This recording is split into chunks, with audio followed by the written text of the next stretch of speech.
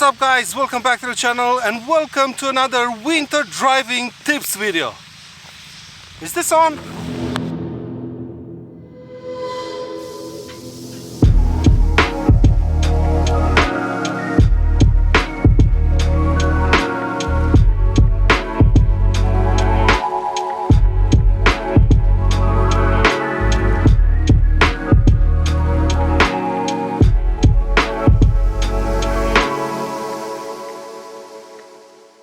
First off, I'm gonna quickly mention two other tips that I've shared in my previous video, the driving tips on winter time with my BMW M2. Make sure to check that out after this video.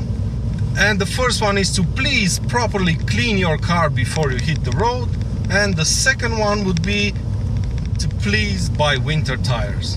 I can't stress that enough, how useful they are, especially in conditions like these. And speaking of tires, the first tip of today's video is also related to that.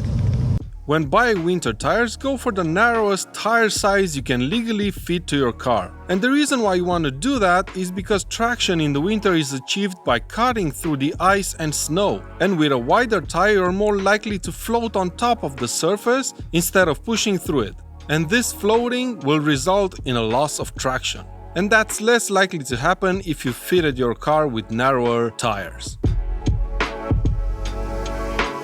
Here's a little trick I learned not so long ago, how to deal with foggy windows on a cold winter morning. It's really annoying and quite dangerous because visibility gets quite poor, and the only way to get rid of that fog is to either drive around with the AC on maximum power until the temperature inside the car starts to rise, or to crack a window for a couple of minutes. But really, who wants to do that on a cold winter morning? So here's the solution I found. An anti-fog spray, which costs around 16 euros or so, and it's gonna solve all of your fog related issues on a cold morning.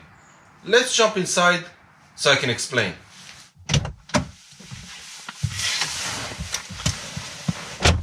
So, as you've seen, I have a white band over here in the middle of the windshield, and that's because I want to leave this left part untreated, and I'm gonna treat this one with the fog spray that I just bought.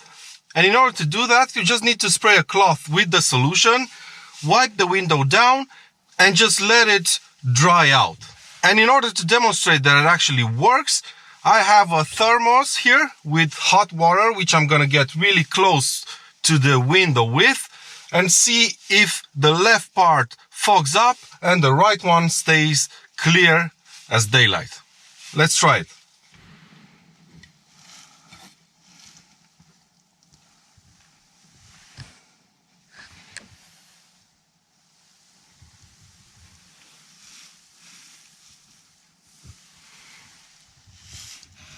So as you can see, the left side, which is untreated, fogs up quite a lot, but the left one is still pretty good.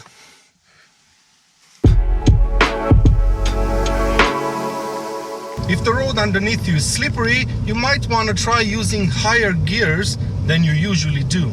So if you're used to driving off in first gear, you might want to try second instead.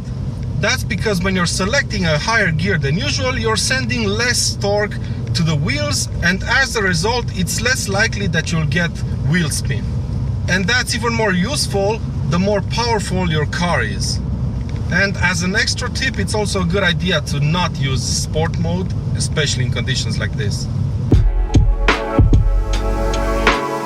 This is something I've learned by mistake, if I'm honest. I had to do a quick round of Sunday shopping, and there's a very good coffee place located in the shopping mall very close to where I live.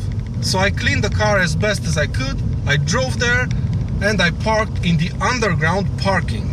I went inside the mall, did a quick round of shopping, and then I browsed through Instagram while enjoying a large cup of coffee. And then when I went to pick up the car and go home, surprise, surprise. Because the temperature of the underground parking is higher than outside for obvious reasons, all the excess snow melted away and the car was completely clean without me even touching it. And that's really helpful, especially if you have ice that throws onto your paintwork that you don't really want to take off with your cleaning tools, so to speak.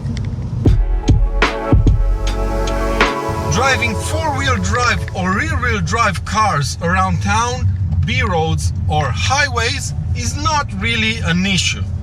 Just watch my BMW M2 winter driving tips and tricks video that I'm gonna link below the like button to see what I'm on about. But if you live in an area with lots of snow or bad weather in general, and you just don't feel really confident in your skills to handle that, well then a four-wheel drive system is your solution. Just like the one this Passat R-Line has. Just look at how much grip this car has when launching it from standstill with all of this car's safety systems turned off.